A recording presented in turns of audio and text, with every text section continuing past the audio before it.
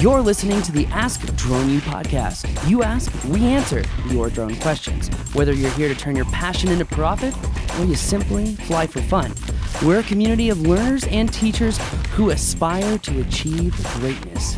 We are Drone U. Hey everyone, and welcome to another episode of Ask Drone U. Today I want to ask you, how important are NOTAMs? Just kidding, my name is Paul. And my name is Robin. Actually, are you kidding? Maybe not. We are happy to be here with you, AskDroneU.com, for your questions. We would love to hear from you. It's what this show's about, is you. So please send those questions in, AskDroneU.com. And leave us a review wherever you listen to the show. Today we are talking about NOTAMs. We're going to be talking about how important those NOTAMs are.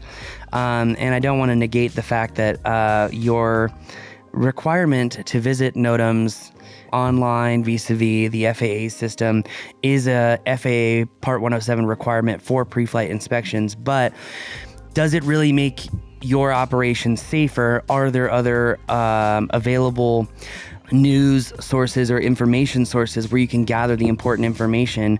That's what we're going to be here to talk about today, because I absolutely believe that there are alternatives to that.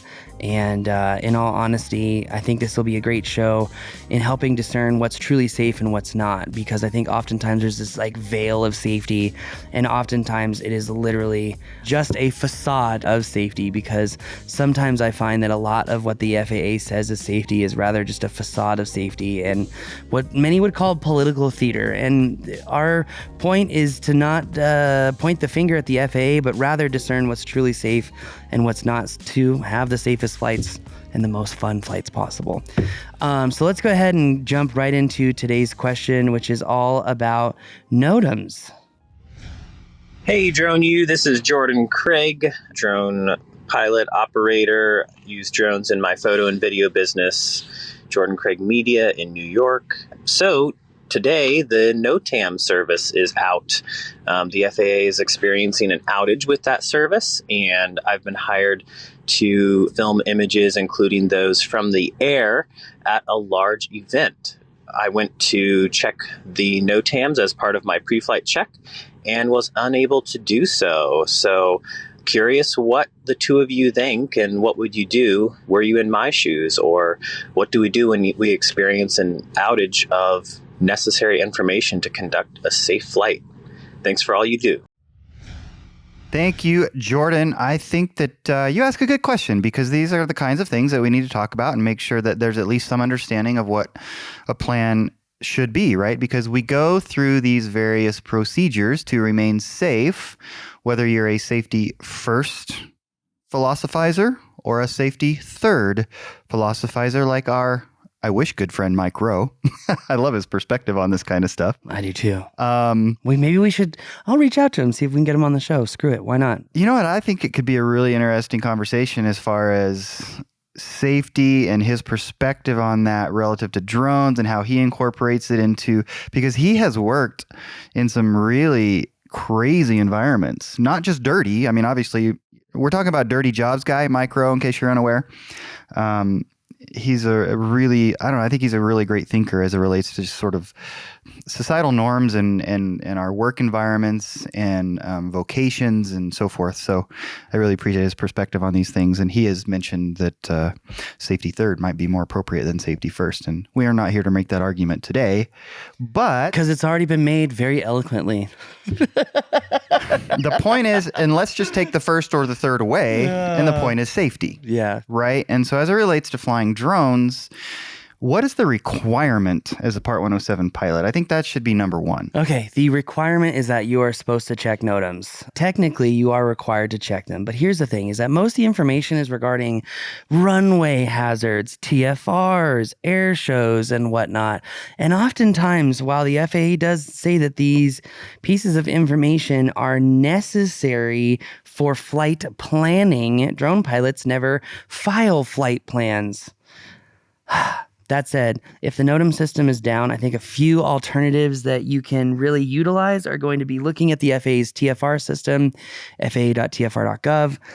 You can also call 1-800-WX-BRIEF And you can also look at any means of various applications. While I'm not a big fan of it, the FAA does have the Before You Fly app. I love the Open Sky app by Google. UA Sidekick is great as well. There are a lot of options out there. And frankly, you can garnish the important pieces of information, which are going to be TFRs, which are going to be some of these other air shows and important people flying in that's causing TFRs. I think that information can be garnished in many different places. How important are NOTAMs to drone pilots? I think that argument has yet to be made because the system was fundamentally designed for manned aviation, not unmanned aviation. And that system, more often than not, has details about hazards regarding runways and airports than it does hazards that drone pilots are going to find around cell tower inspections. So that said, the latter part of his questions were like, what would you do in my situation? I would have looked up TFRs.